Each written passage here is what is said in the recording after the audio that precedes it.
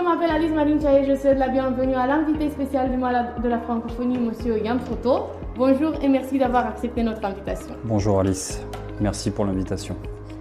Monsieur Yan Froto est Managing Director chez Expleo Roumanie et il habite en Roumanie depuis 14 ans déjà. C'est ça. Je vous prie de nous dire comment vous êtes arrivé en Roumanie et pourquoi vous avez choisi d'y rester. Alors, un peu par hasard, je travaillais initialement en Angleterre pour une entreprise qui faisait de l'industrialisation et on m'a proposé une opportunité dans une entreprise qui est très connue en Roumanie, qui fabrique des voitures. Je ne sais pas si on peut citer les noms. Oui. On peut, donc Dacia évidemment.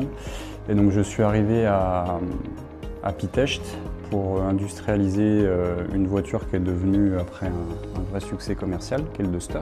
Donc je suis resté 2 ans dans cette entreprise et comme beaucoup de personnes qui sont venues en Roumanie, j'ai connu mon épouse et donc on s'est installé ici. Et puis on a fait notre famille. Donc on a décidé de s'installer à Bucarest et j'ai intégré une autre entreprise qui à l'époque s'appelait Assystem, puis qui est devenue après Expleo. Et j'ai fait ma carrière dans cette entreprise et c'est comme ça que notre vie en Roumanie a commencé. Voilà. Tu es ingénieur. Je suis toujours ingénieur. Mais avec un autre rôle maintenant. Avec un autre rôle. Donc, moi j'ai fait mon école en France. J'avais une vraie passion pour l'ingénierie, puis en particulier pour la mécanique. On pourrait remonter loin dans mon enfance pour expliquer pourquoi, mais c'est quelque chose que j'aimais beaucoup. Et donc quand on m'a proposé de travailler dans le monde de l'automobile, pour moi c'était plus qu'un travail, c'était aussi une passion. Et donc au fur et à mesure des années, les rôles se complexifient. Il y a une composante technique qui est au début très présente, qui devient un peu plus faible, je dirais, dans la hiérarchie. Et on intègre d'autres parties qui sont très intéressantes, la finance, les ressources humaines, la gestion de projets, des composantes légales, des composantes contractuelles. Et donc c'est ce qui fait que le métier est très intéressant. Mais je reste quand même attaché à avoir un peu de technique dans ma vie de tous les jours. Donc je reste ingénieur. D'accord. Mais quel a été le moment où vous avez senti que vous vouliez aller au-delà d'un rôle purement technique? Alors, ça s'est fait un peu au fur et à mesure des événements et de ma carrière. L'avantage de travailler en Roumanie, c'est que j'ai eu une carrière qui a été beaucoup plus dynamique que si je l'avais fait en France. Parce que l'entreprise que j'ai intégrée s'est beaucoup développée au fur et à mesure des années.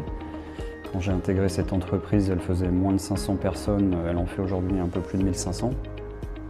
Et donc il y a des opportunités qui se sont créées, et puis au fur et à mesure de ces opportunités, on m'a proposé de franchir des étapes, on m'a aussi proposé de me former aux composantes que je n'avais pas forcément intégrées dans mon cursus scolaire ou dans mon cursus professionnel. J'ai décidé moi personnellement en 2019 de prendre un cursus additionnel qu'on appelle un MBA pour compléter la composante technique avec je dirais un 360 degrés des composantes d'une entreprise. Et ça s'est fait au fur et à mesure des étapes. C'était pas forcément une recherche personnelle, mais je dirais quelque chose de nécessaire quand on fait une carrière dans une entreprise industrielle ou une entreprise d'ingénierie. Mais quelle est la définition d'un bon leader pour vous? Alors je pense qu'il y en a plusieurs, moi je vais vous donner la mienne. Oui. Un leader, pour moi, repose sur plusieurs principes. Le premier principe, c'est quelqu'un qui avant tout sait donner un projet à l'entreprise et aux gens. On a tous besoin, je dirais que ça ne s'implique pas forcément qu'au monde professionnel ou aussi personnel, c'est d'avoir des jalons dans la vie, un objectif. Et donc ça s'applique aussi à une équipe, on a besoin d'avoir un projet, de savoir où on va, une ligne directrice. On ne peut pas se satisfaire que de la situation présente, même si elle est bonne, on a aussi besoin de savoir où est-ce qu'on va aller demain. Donc un leader, avant tout, c'est celui qui dessine cette étape, ces étapes, et puis cet objectif final qu'on doit, ou tout du moins qu'on essaye d'atteindre. Donc ça, c'est un premier principe qui est important chez un leader. Le deuxième, c'est qu'un manager qui se veut leader applique aussi un certain nombre de principes à son management. C'est d'accepter que dans son équipe, il y a des gens qui sont avec des compétences meilleures que la sienne et qui peut promouvoir aussi ses compétences, ses individualités, qui accepte qu'il y a une forme de compétition dans l'équipe, mais qui ne dépasse jamais l'objectif commun qui est celui de l'entreprise et de l'équipe. Et c'est aussi quelqu'un qui accepte que ses équipes fassent des erreurs. Maintenant, qu'est-ce qui vous motive à continuer à évoluer professionnellement après avoir devenu Managing Director? Alors, c'est une bonne question. Je pense que c'est plutôt quelque chose d'intérieur. Moi, j'ai toujours aimé évoluer. Je me suis toujours, au bout d'un certain temps, ennuyé à faire la même chose.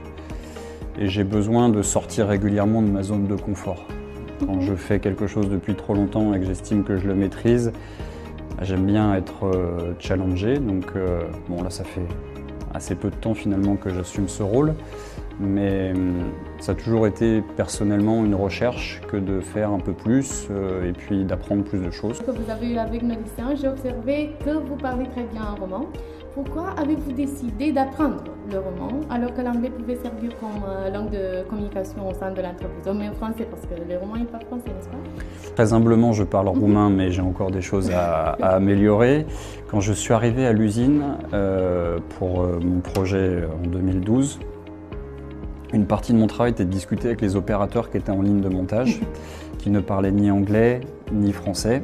Et donc, il a fallu que moi j'apprenne à parler avec eux. Et donc, j'ai un chef d'équipe à l'époque qui a été très, très gentil avec moi, qui m'a proposé le matin de venir une demi-heure plus tôt et de prendre le café avec les équipes. Et donc, ils racontaient leur journée, ils racontaient tout un tas de choses. Donc, j'ai appris en écoutant. Puis, au bout de 6 mois, j'avais la capacité déjà de pouvoir, sur des choses très, très basiques, avoir des échanges. Et après, j'ai pris un peu des cours aussi avec une professeure. Puis au bout d'un an, j'avais, je dirais, les bases nécessaires pour apprendre à parler, à communiquer sur à peu près tous les sujets de conversation.